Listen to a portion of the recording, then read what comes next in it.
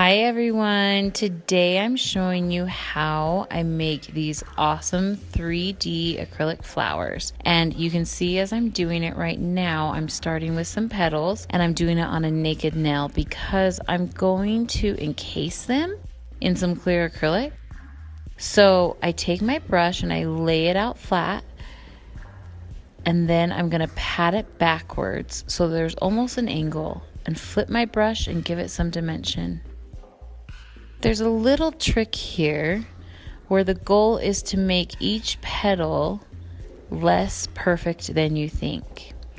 And I've started out on the outside edge and I'm almost swirling it in towards the center. So I'm going to wipe my brush and flatten it up so it's at an angle so that acrylic almost looks like a ramp. Flip my brush sideways and press out to create some dimension. This acrylic I'm using, I actually hand mixed, and it's got almost a soft lavender pink to it. But the reason I like it is because I mixed it with some white acrylic, so that pigment almost melts unevenly when I lay it down, and it gives some dimension to the flower. Normally that's hard to try to make even, but we are not trying to make even here. So I'm kind of working this over and I'm wiping my brush in between so that I make sure I don't have any excess product I'm putting in.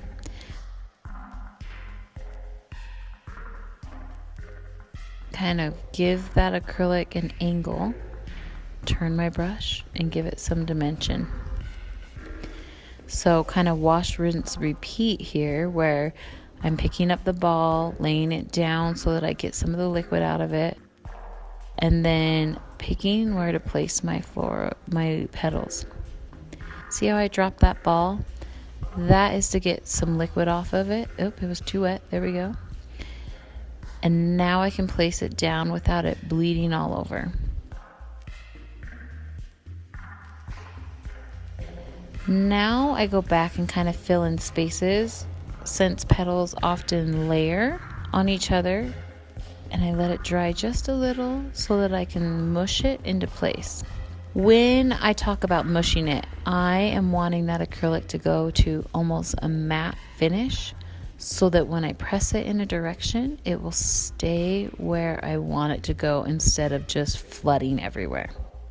Turning my brush sideways, giving it that dimension. And you can see the petals kind of layering on top of each other. Okay, I'm gonna get the center of it here, which means I need to pick it up and lay it down and really get it dry so that when I put it in the middle, it will be a nice ball and not melt out flat. Tuck it in. Isn't that cool? I'm gonna let that cure before I do the clear acrylic over it so that I don't mush my petals out of place. Okay, I'm going to do this clear acrylic. So I'm actually running a little bit of monomer over the top of it to create slip. And then I'm going to take my clear acrylic with a pretty wet ball and walk it down in between the grooves of this nail. And if it's not perfect, I've still got filing ahead of me, and that's okay. My main goal here is making sure I do fill in these far edges over here. Pat it down tight to the cuticle so that it holds on nice and tight.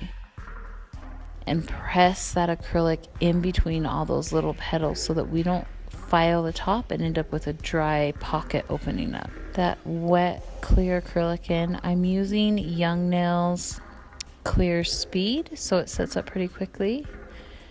Make sure these edges are filled in and I'm not flooding the cuticle.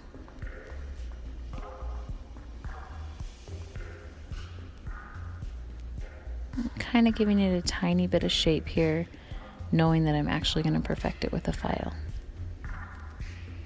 That glare makes it hard. So again, I'm getting it a little bit wet, so there's slip, a wet ball of clear acrylic, tucking it down in between all those little grooves that I've created, or all those little petals that I've created. And I'm using gravity here. I have the tip of the nail angled down so that it will help me move my acrylic down before it cures. Kind of a lot of pressure here, pushing the acrylic down between the petals so I don't have a dry pocket. Tuck up a little bit of an edge.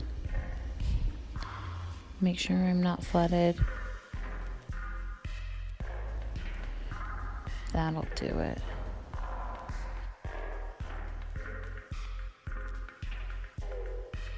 Clean my brush off really well. And you can see that pattern come through. So now I'm taking my carbide drill bit. I'm going to go clean around the cuticles. So there's a nice transition from the cuticle. And I'm not going to shy away from it taking off maybe those top edges of my petals. So when I get shape, it probably likely will, but it actually gives you more dimension because then it makes those top edges a little more bright, and then it kind of gives the dimension to the flower going down towards the center. And as we put gloss on it, it'll be easier to see, but get your shape right. Here we go. That gloss, we're doing a gel top coat here that's stain resistant. And so I just went straight to it. No need to get it smooth. You need grip.